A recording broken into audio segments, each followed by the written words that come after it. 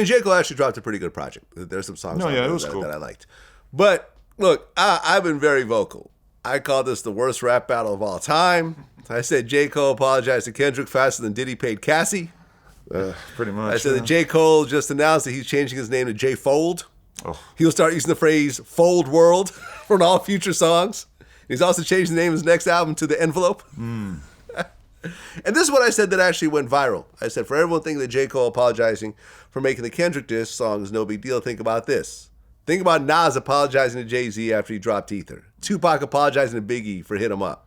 Drake apologizing to Meek Mill after back-to-back. But Jay-Z did. Ice Cube apologized to NWA for No Vaseline. Jay did apologize to Nas. Way later. No, off the Super Ugly song, and it was basically because his mom, I believe he said his mom almost like shamed him into doing it, and it was particularly the lyric about, I left condoms on your baby seat, which is a very gross lyric. Yeah, it's a nasty lyric. Weird, but Nas didn't apologize for Ether, which was the big one. The Super Ugly was sort of a throwaway track afterwards. It was really Takeover. Jay didn't apologize after Takeover.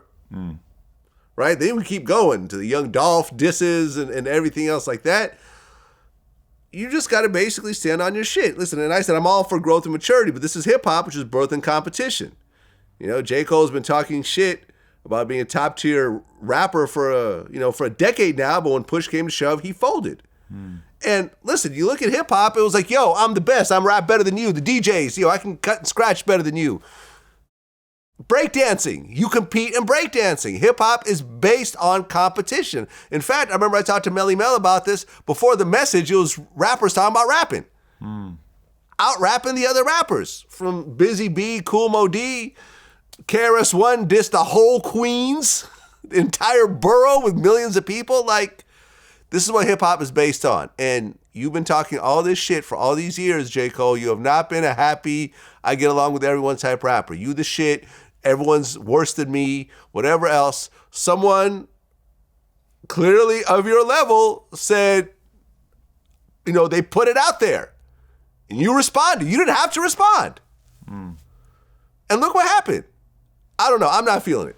I'm just not feeling it. I agree with you. It seems distinctly not hip hop, but that fact makes me believe that it was even more true to what J. Cole felt in his heart, because he had to have been realistic enough to realize that when he said that on stage that he was going to get a reaction sort of similar. I don't know. Who knows? Maybe he's totally out of touch with what people are going to say.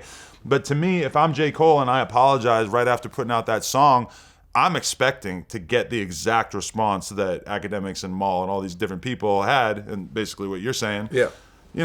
I'm sure he had to kind of expect that. I don't know if that means that J. Cole's legacy on a whole will be hurt by this. I think it will. And he does this on this new album. When he's like, I'm the best, these other rappers can't touch me.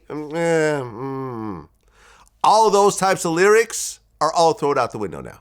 Now he could take that out of his vocabulary and just go back to doing songs like Role Models and shit like that.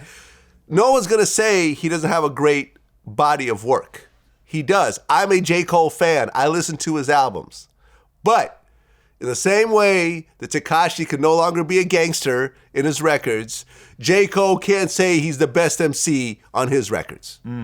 Right? Because that's what I'm comparing to. So he's essentially the Tekashi it's comparable of that genre now. It's comparable to a street rapper who gets his shit took or gets beat up in the club, and then all of their lyrics about being the toughest in the world kind of fall flat after that. Like a Tekashi. Like a Tekashi. That's what it's like. Yeah. He can no longer say that. Whenever I hear him say that now, like on his new project, I'm like, yeah, okay, what about Kendrick though? You go apologize your way out of whoever else you're offending. Imagine if Michael Jordan apologized to all the teams he beat in all the finals, and yeah. He sends his rings, 6 rings to the various, 80 or something players and let them wear it for a week so they can feel like they're a winner too. Like it's competition. You've been a competitive guy. And people are like, oh, hip hop is the only one that does this dumb shit. Other genres, people aren't beef with each other. Other genres are not calling each other out. Name a country singer that dissed another country singer on a record. Doesn't happen. But the comparison is that a lot of the top pop stars, where you're talking like Ariana Grande, Taylor Swift, etc., they all take their personal life and put it in the music to sort of like make people listen to it over and over. And it's not typically so much about who they have problems with. It's more about like their relationships and stuff like that. Like my girl listens to all these bizarro Taylor Swift podcasts where they basically pick apart Taylor's lyrics the same way that rap fans pick apart Drake and Future and all this shit right now.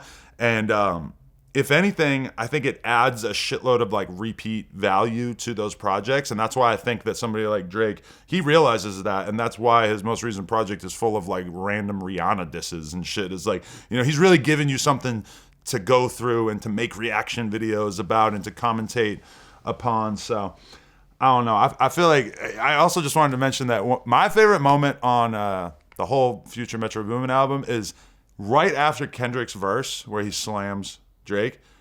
You know, Metro's not a rapper, but he just goes crazy with that one sound effect, like on the beat.